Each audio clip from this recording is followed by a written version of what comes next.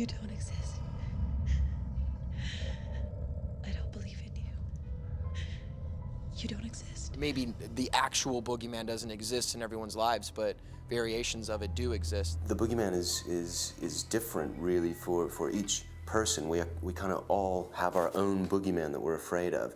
You always have a picture, even before seeing like the movies, you have an idea of this horrific thing in your head. You know, obviously you're scared to put your feet on the floor in case something grabs you from underneath your bed. Well, there's always the story of there being something in the closet at the end of your bed. So the boogeyman, can be whatever scares you. It's one of those sort of urban tales, and it lives on, and as long as the children being born who are scared of the dark and scared of things that aren't true, I think it's always going to be out there,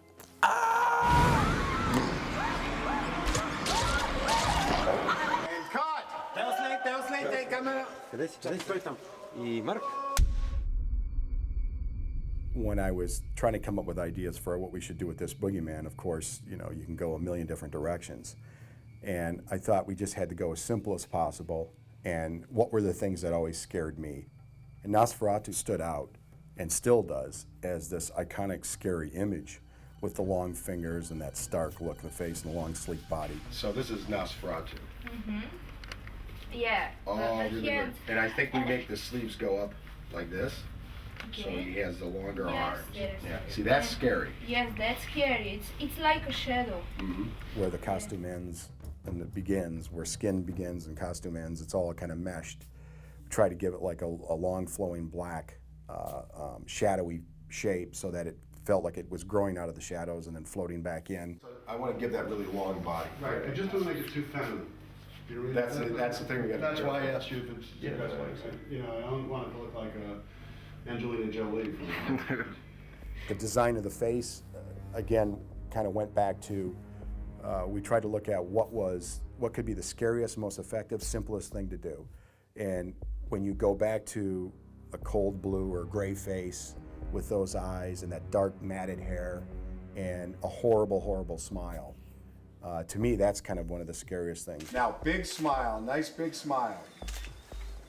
He really wanted to feel the actor under, and he really wanted to feel more humanly, because make it more realistic and really scary. So we wanted to look at more like old skin and creepy, but not overdone and not like fantasy style. We had to find the simple things that the audience could hook into very, very quickly, and we didn't have to show much on, and then they would always remember it all the way through the film. So we gave them long fingers. When the hand reaches out from behind the coat and gently touches her shoulder, you see these kind of spidery fingers reaching out.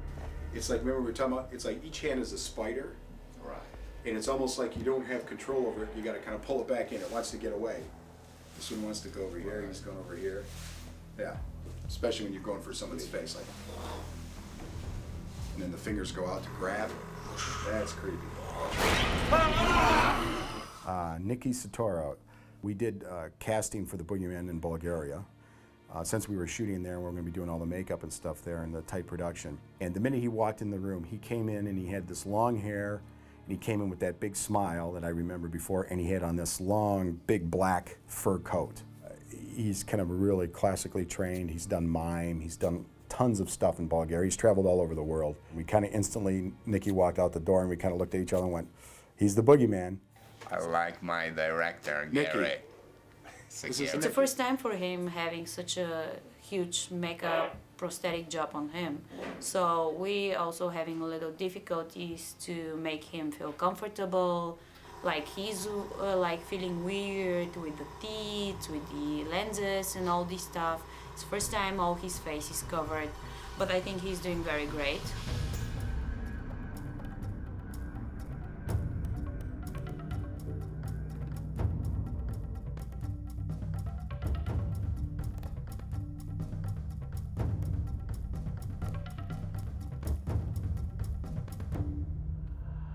One of the tricks to get a real strange look is you have your actor practice walking forward, and then you have them do it in reverse. And what you get is when you film them in reverse and you play it back in regular motion, there's a strange cadence that happens. And action reverse, go backwards and go to the standing position. You know, the body weight changes. The movements are a little different. It gives it a slight quality, like it's another dimensional. Something's going on there.